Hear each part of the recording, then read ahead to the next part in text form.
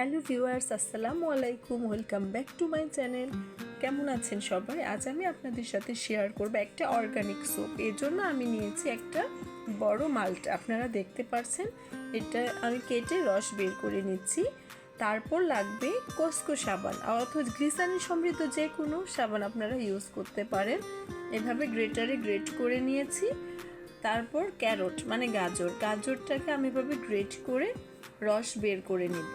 এখন আমি মালটার রসের সাথে গাজরের রস মিক্সড করে নেব খুব ভালোভাবে। তারপর এই যে মিশিয়ে দিব গ্লিসারিন, তারপর olive oil, vitamin E capsule, খুব ভালোভাবে মিক্সড করে নেব। তারপর ডাবল বয়েল প্রসেসে এইভাবে সোপটা আমি রেডি করব।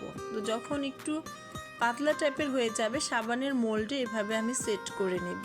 6 ঘন্টার জন্য নর্মাল ফ্রিজে রেখে দিব। 6 ঘন্টা পরে যেভাবে বের করব, দেখুন সাবানটা ইউজ করে